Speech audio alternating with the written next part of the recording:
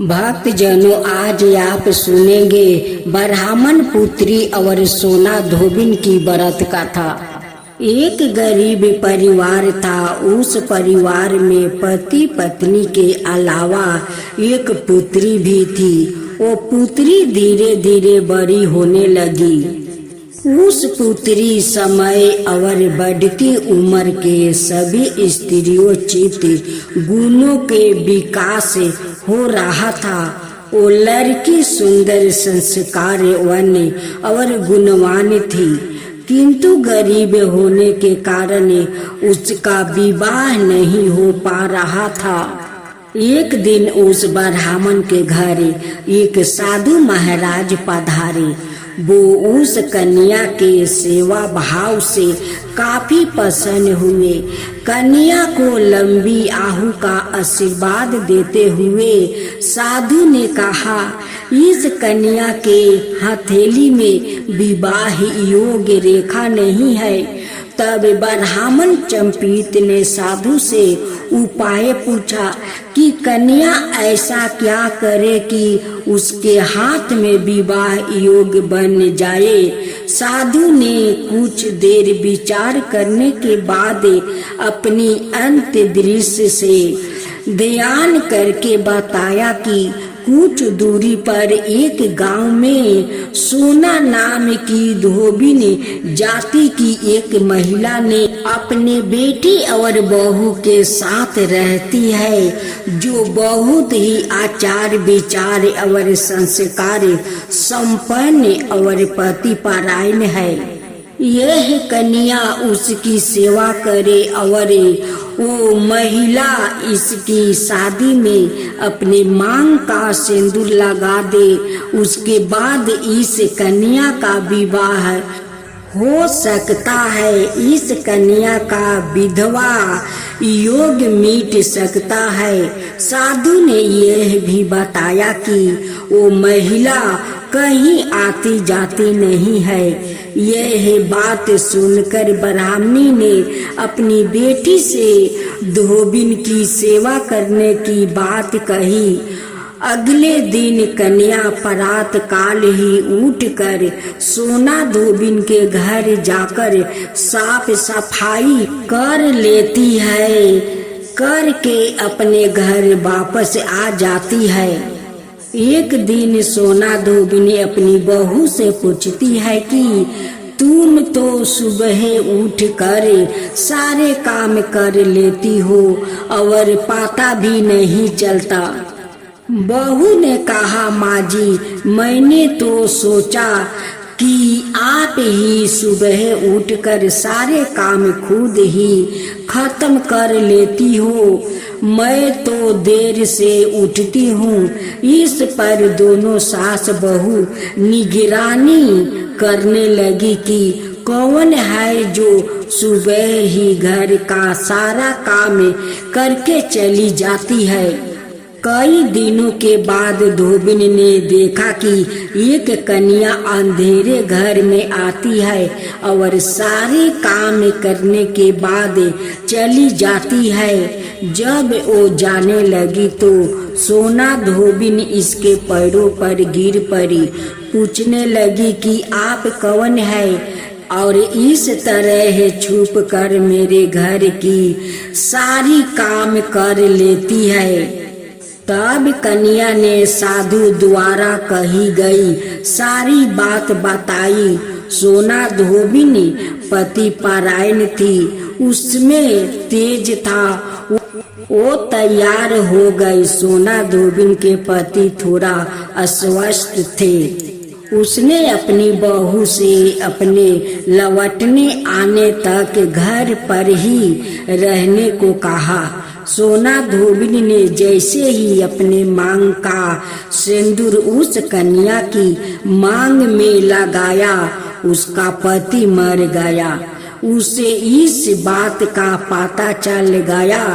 वो घर से निर्जल ही चली थी। यह सोच कर कि रास्ते में कहीं पीपल का पेड़ मिलेगा तो उसे भौरी देकर और उसकी परिक्रमा करके ही जल ग्रहण करूंगी। उस दिन सोमवती अमावस्या थी। ब्राह्मण के घर मिले पुए पकवान की जगह उसने ईंट के टुकड़ों से 108 बार भौरी देकर 108 बार पीपल के पेड़ की परिक्रमा की और उसके बाद जल ग्रहण किया। ऐसे कहते ही उसके पति के मुर्दा शरीर में वापस जान आ गई। धोबिन का पति वापस जीवित हो उठा। भक्तों जैनों, आज आप सुने अमावस्या व्रत कथा। जो भक्तों लोग अपना पितरों के लिए इस अमावस्या का कथा सुनते हैं, उनकी पितरों को मनोबक्षित वैकुंठ मिल जाता है और उनकी संसार में सुख समृद्धि भर जाता है। अमावस्या माता का आशीर्वाद मिल जाता है, पितरों को भी आशीर्वाद मिल जाता है।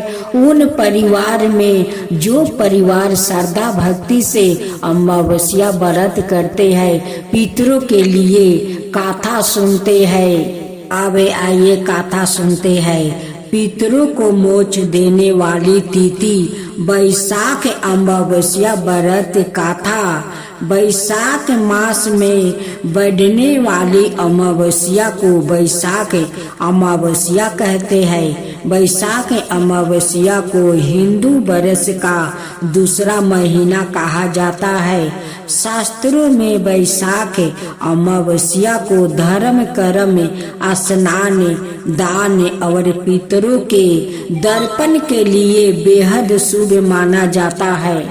यह पितरों को मोक्ष देने वाली तिथि होती है, इसलिए शास्त्रों में वैशाख अमावस्या को पितरों को मोक्ष देने वाली अमावस्या भी कहा जाता है। इसके अलावा मान्यता यह भी है कि इस माह से तेराता योग की शुरुआत हुई थी, जिस कारण भी वैशाख अमावस्या का धार्मिक महत्व अधिक हो जाता है। वैशाख अमावस्या के महत्व से जोड़ी इस कथा के बारे में इसका पौराणिक गृहस्थों में मिलता है। वैशाख अमावस्या की व्रत कथा बहुत समय पहले की बात है। धर्म वर्ण नाम के एक ब्राह्मण थे। वो ब्राह्मण बेहद ही धार्मिक परिविचित के थे। वो हमेशा व्रत उपवास करते रहते। वो ऋषि मुनियों का आदर करते और उससे ज्ञान ग्रहण करते। एक बार उन्होंने किसी महात्मा के मुख से सुना कि कलयुग में भगवान विष्णु के नाम के स्मरण से ज्यादा पुण्य किसी भी कार्य में नहीं है। अन्याय युगों में जो पुण्य यज्ञ करने से प्राप्ति होता है, उससे कई अधिक पुण्य फल इस घोर कलयुग में भगवान का नाम सुमिरन करने से मिल जाता है। धर्म वर्ण ने इस बात को आत्मसात कर लिया और सांसारिक जीवन छोड़कर संन्यास लेकर भ्रमण करने लगे। एक दिन घूमते घूमते वो पृथु लोक जा पहुँचे। वहाँ उन्होंने देखा कि उनके पितरों बहुत कष्ट में है।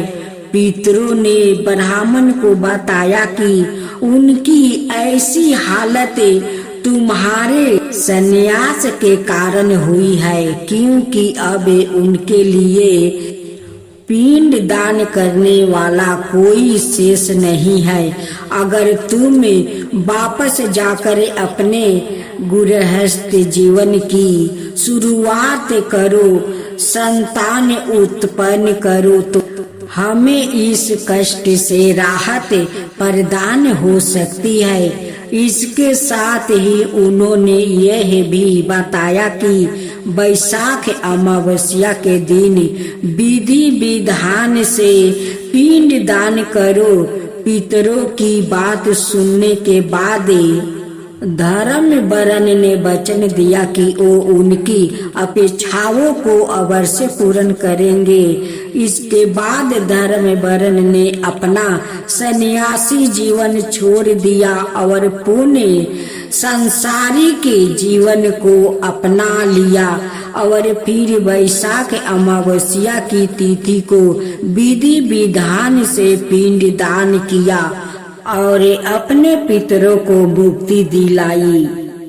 जेठ माह के कृष्णा पक्ष की अमावस्या को भट्ट सावित्री व्रत माना जाता है।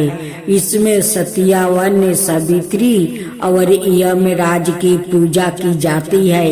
यह व्रत रखने वाली महिलाओं का सुहाग अटल रहता है। ऐसी मान्यता है कि सावित्री ने इसी व्रत के प्रभाव से अपने मृत्यु पति सत्यावन को धर्मराज से भी जीत लिया था। इस व्रत के 3 दिन पूर्व एक लकड़ी के पाट पर लाल कपड़ा बिछाकर प्रतीक रूप में शुद्ध मिट्टी से सावित्री सत्यावन और भैंसे पर सवार यमराज की प्रतिमा बनाकर स्थापित करे। व्रत के दिन प्रात काल बट वृक्ष की एक डाल लाकर किसी मिट्टी के गमले में लगाए और पूजन जल चंदन रोली अक्षत पुष्पा फूल धूप दीप आदि से करने के उपरांत सती सावित्री नाम और यम धर्मराज नाम मंत्र का जप एक माला करे। फिर कच्चे सूता यह मूली को वृक्ष की डाली में बांधे 7 फेरे लेकर सावित्री सत्यवान का कथा कहे। राजा अश्वापति के पुत्री सावित्री ने धूमसेन के पुत्र सत्यावन की कीर्ति सुनकर उन्हें पति के रूप में चुना। यह बात जब देव ऋषि नारद को गाता हुई तो वो राजा अश्वापति से बोले, राजन सत्यावन की 1 बरस के बाद मृत्यु हो जाएगी। नारद मुनि की बात से अश्वापति विचलित हो उठे। उन्होंने अपनी पुत्री सावित्री को समझाया, ऐसे अल्पाहु व्याकृत के साथ विवाह करना उचित नहीं है, इसलिए कोई दूसरा वर चुन लो। लेकिन सावित्री ने इनकार कर दिया। सावित्री का विवाह सत्यावन से हो गया। सावित्री ने नारद जी से सत्यावन की मृत्यु का समय मालूम कर लिया। जब पति की मृत्यु का दिन नजदीक आ गया तब सावित्री ने 3 दिन पूर्व से ही उपवास शुरू कर दिया। मृत्यु वाले दिन सत्यावन ने अपने समय पर लकड़ी काटने के लिए जब चला तो सावित्री भी साथ चली। जंगल में पहुंच कर लकड़ी काटते समय सत्यावन की मृत्यु हो गई। सावित्री ने उसी समय दक्षिण से भैंस पर यमराज को आते देखा। धर्मराज जब सत्यावन के प्राण लेकर चले तो सावित्री भी उनके पीछे चल दी। पहले तो यमराज ने उसे देवी विधान सुनाया, पर उसकी निष्ठा देखकर वर मांगने को कहा। सावित्री बोली, मेरे सास ससुर ने नेत्रहीन है, आप उन्हें रोशनी प्रदान करे। यमराज ने कहा ऐसा ही होगा, अब लौट जाओ। लेकिन सावित्री नहीं लौटी। यह देख यमराज ने फिर वर मांगने को कहा। सावित्री बोली, मेरे ससुर का राज्य छीन गया है, उन्हें फिर मिल जाए। यमराज ने यह वरदान भी दिया, पर सावित्री ने पीछा नहीं छोड़ा। अंत में यमराज ने उसे पुत्र होने का वरदान दिया। इस पर सावित्री ने कहा कि बिना पति के पुत्र कैसे संभव है। अंत यमराज को सत्यवान को जीवन दान देना पड़ा। भक्त जनों, आज आप सुनेंगे विष्णु भगवान का खूब सुंदर कथा। एक समय की बात है, जब ऋषि मुनियों ने यह जानने का निर्णय लिया कि त्रिदेव यानी ब्रह्मा, विष्णु और महेश में से सर्वश्रेष्ठ कौन है, इस बात का पता लगाने की जिम्मेदारी भृगु ऋषि को दी गई।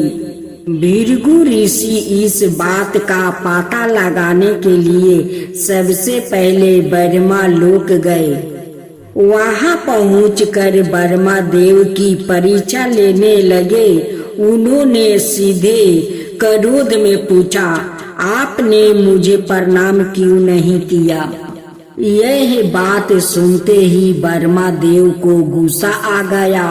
उन्होंने झलाते हुए पूछा, क्या एक पुत्र अपने पिता से श्रेष्ठ हो गया है, उसे मुझे प्रणाम करना होगा। यह सुनने के बाद भृगु ऋषि उनसे कहते हैं कि मैं तो आपकी परीक्षा ले रहा था और आप मुझ पर क्रोधित हो गए।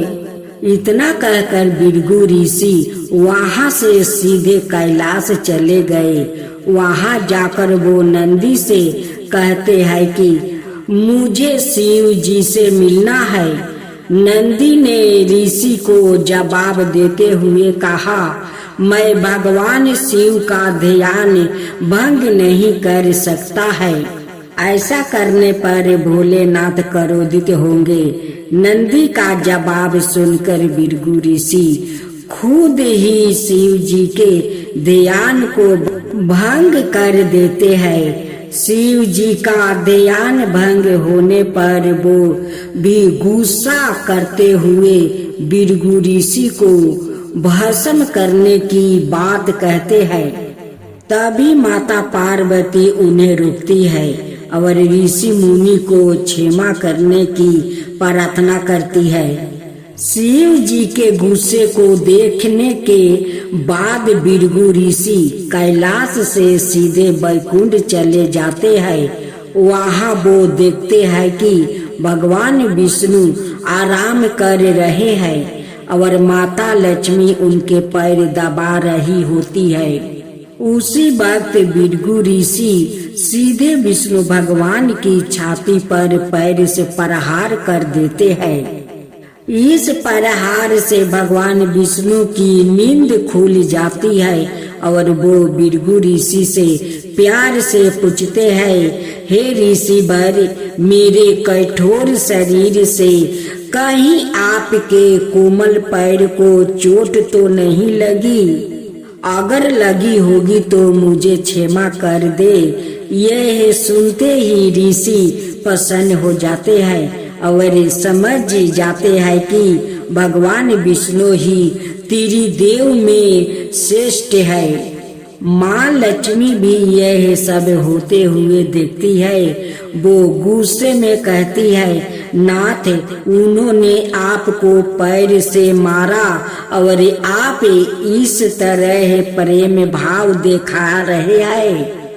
क्रोध में वो भगवान विष्णु को छोड़कर वैकुंठ से सीधे धरती चली जाती है और महाराष्ट्र के कोल्हारपुर में रहने लगती है। माता लक्ष्मी के वैकुंठ छोड़कर चले जाने पर भगवान विष्णु को लगता है कि उनका सामान और संपत्ति नष्ट हो गई है। इसी वजह से उनका मन काफी अशांत रहने लगा। फिर वो माता लक्ष्मी की तलाश में धरती चले जाते हैं। धरती जाकर भगवान विष्णु श्रीनिवास नाम के व्याकृत बनकर माता लक्ष्मी को ढूंढने लगते हैं। माता लक्ष्मी को ढूंढते ढूंढते वो बेक चटल पर्वत क्षेत्र में स्थित बकुला माई के आश्रम पहुंच जाते हैं।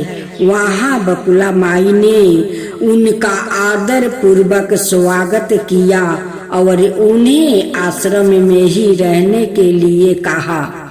उस आश्रम में भगवान आराम से श्रीनिवास बन कर रहने लगे। कुछ दिन बाद वहाँ एक हाथी आ जाता है जो सबको परेशान करता है। यह देख श्रीनिवास धनुष बाण लेकर हाथी की ओर दौड़ते हैं। उन्हें आते देख कर हाथी डर कर घने जंगल में भाग जाता है। श्रीनिवास उस हाथी का पीछा करते हुए थक कर एक सरोवर के पास पेड़ की छाया में आराम करने लगते हैं और कुछ ही देर में उन्हें नींद आ जाती है। नींद में वो कुछ युवतियों का शोर सुनते हैं जिससे उनकी नींद टूटती है। आंखें खोलते ही वो खुद को 5-6 युवतियों से घेरा पाते हैं। युवतियों श्रीनिवास को डांटते हुए बोलती है कि यह राजकुमारी है, पद्मावती का उपवन है और इस क्षेत्र में पुरुषों का आना एकदम माना है। यहाँ तुम कैसे और किस लिए आए हो?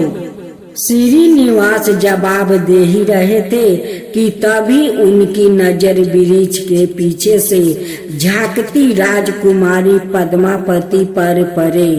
वो उसे देखते ही रह गए।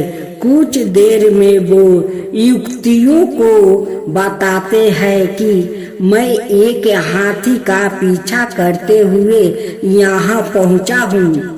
मुझे बिल्कुल भी पता नहीं था कि यहाँ पुरुषों का आना माना है। मुझे क्षमा कर दीजिए। इतना कहकर वो बकुला माई के आश्रम लौट जाते हैं। आश्रम लौटने के बाद श्रीनिवास का किसी भी काम में मन नहीं लगा। तब एक दिन बकुला माई उनसे उनकी उदासी के वजह पूछती है। उदास होकर श्रीनिवास पद्मावती के बारे में उन्हें बताते हैं और कहते हैं कि मैं उनके बिना नहीं रह पाऊंगा। बकुला माई उन्हें कहती है कि ऐसा सपना ना देखिए जो पूरा ना हो सके। वो एक प्रतापी राजा चोल नरेश आकाश राज की बेटी है और आप एक आश्रम में रहने वाले कुल। कुछ देर सोचने के बाद श्रीनिवास कहते हैं कि माँ, एक तरीका है, बस आपको मेरा साथ देना होगा। बकुला माई श्रीनिवास का प्यार देखकर हाँ कह देती है।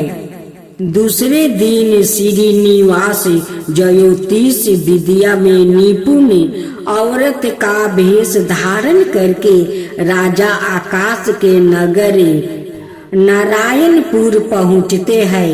उनकी विद्या की वजह से हर तरफ उनकी चर्चा होने लगती है। होते होते एक दिन राजा ने उन्हें अपनी बेटी पद्मावती का हाथ देखने के लिए श्रीनिवास को अपने महल बुलवाया।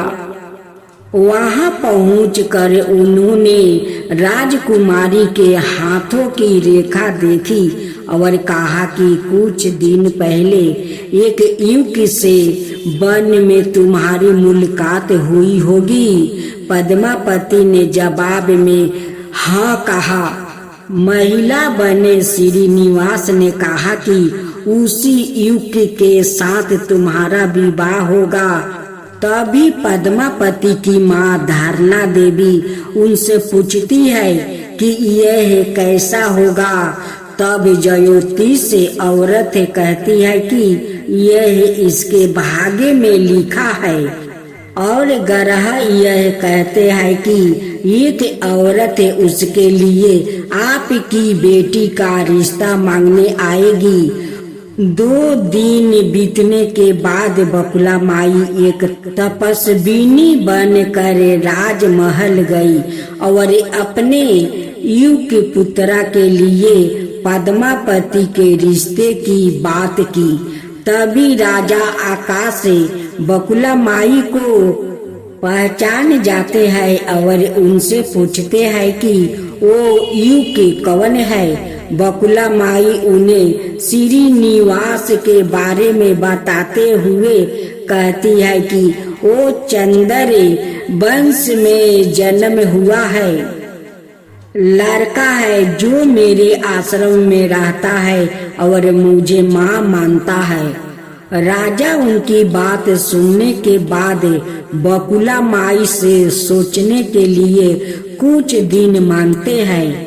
फिर राजा ने अपने राज पुरोहित को बुलाकर इस बारे में चर्चा की। सब कुछ जानने के बाद राजा पुरोहित श्रीनिवास के बारे में पता लगाने में जुट जाते हैं। श्रीनिवास के बारे में अच्छे से पता लगाकर वो राजा को कहते हैं कि महाराज उसमें भगवान विष्णु के समान गुण है और आपकी पुत्री लक्ष्मी जैसी है। ऐसे में यह वर आपकी पुत्री के लिए सुयोग्य है। यह सुनकर राजा तुरंत बकुला माई के आश्रम में अपनी स्वीकृति के साथ विवाह की लगन पत्रिका भेजवा देते हैं।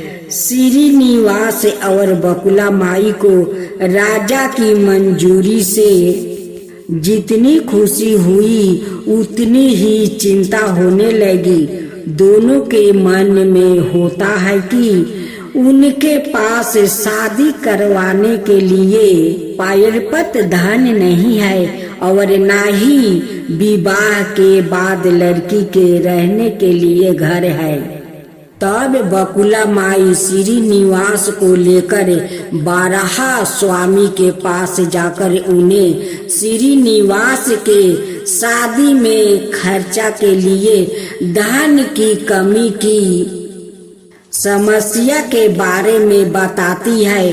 तब बारहा स्वामी 8 दिग्पाल का आवाहन करते हैं। तभी वहाँ ब्रह्मा, शंकर, इंद्र, कुबेर आदि देवता प्रकट हो जाते हैं। फिर बारहा स्वामी श्रीनिवास से कहते हैं कि तुम खुद ही उन्हें अपनी समस्या के बारे में बताओ। श्रीनिवास देवताओं से पूछते हैं कि मैं चलो नरेश राजा आकाश की पुत्री पद्मापति से शादी करना चाहता हूँ, पर मेरे पास शादी के लिए धन नहीं है। मुझे क्या करना चाहिए? इंद्रदेव यह सब सुनकर कुबेर से कहते हैं कि तुम शादी के लिए इन्हें ऋण दे दो। जवाब में कुबेर बोलते हैं कि मुझे ऋण देने में कोई परेशानी नहीं है, बस यह सुनिश्चित कर दीजिए कि मुझे धन वापस कब और किस तरह से मिलेगा। तब श्रीनिवास ने कहा, आप चिंता ना कीजिए कुबेर देव, मैं कलयुग के अंत तक पूरा ऋण चुका दूंगा। फिर कुबेर ने देवताओं को साक्षी राख कर श्रीनिवास को ऋण दे दिया। उन्हें पैसों से वो पद्मापति से बड़े धूमधाम के साथ शादी करते हैं।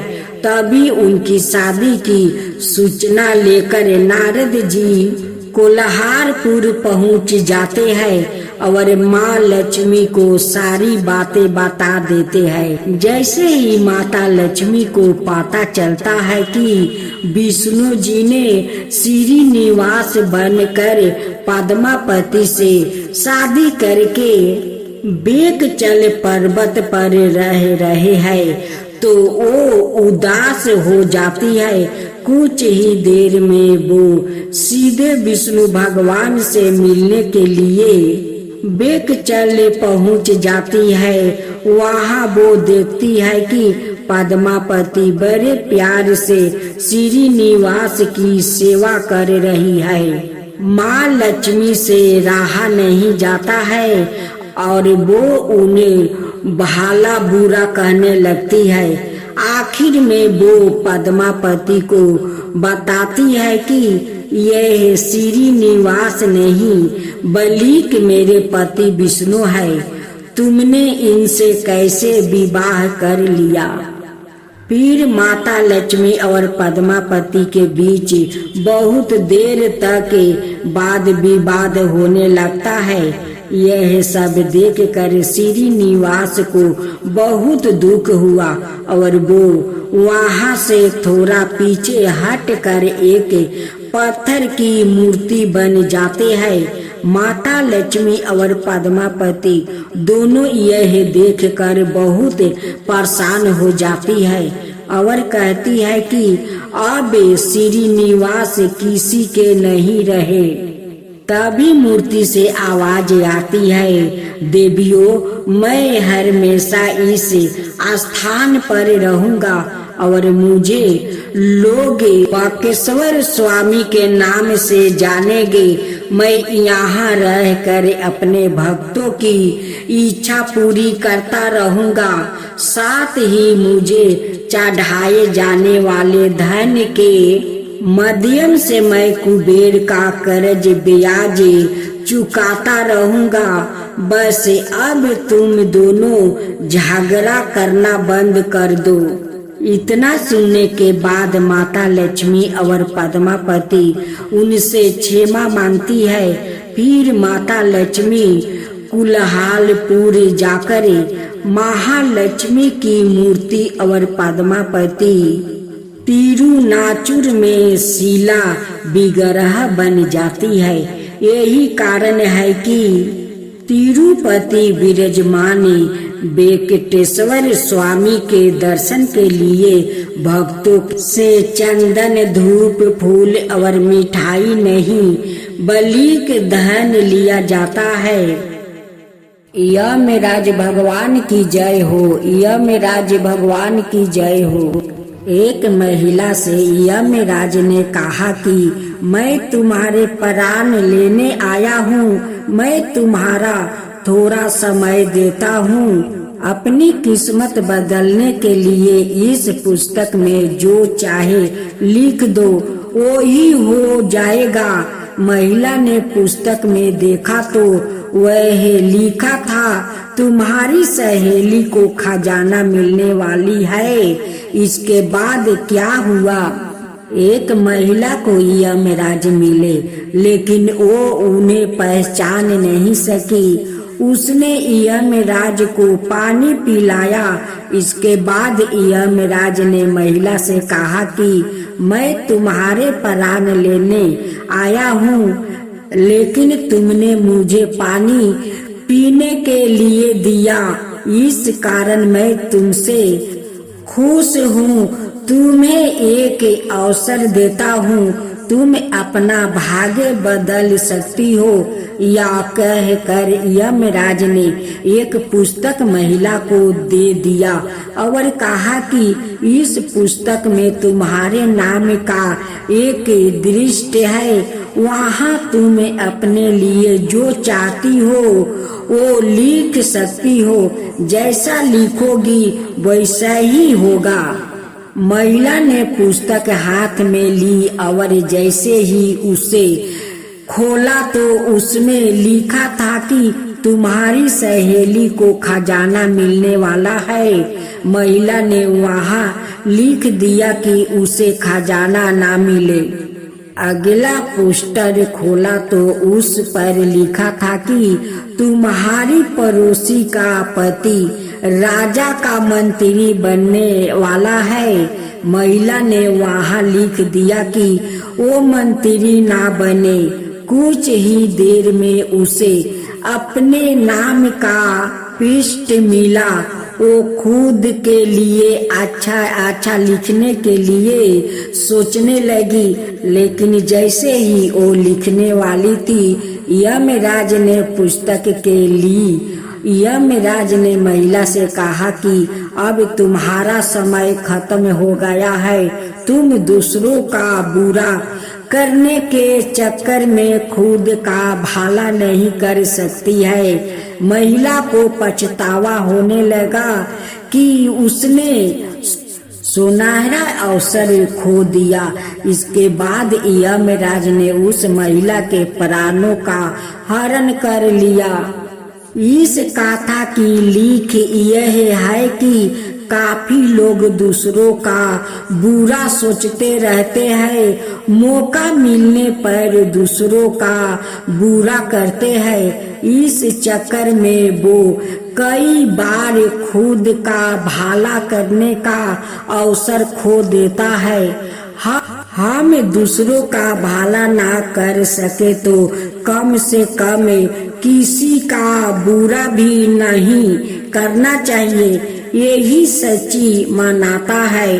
अगर वो महिला अपनी मित्र और पड़ोसी का बुरा नहीं सोचती तो खुद का भाग्य बदल सकती थी, लेकिन उसने पहले उनका बुरा करने की सोची और खुद के प्राण नहीं बचा सकी।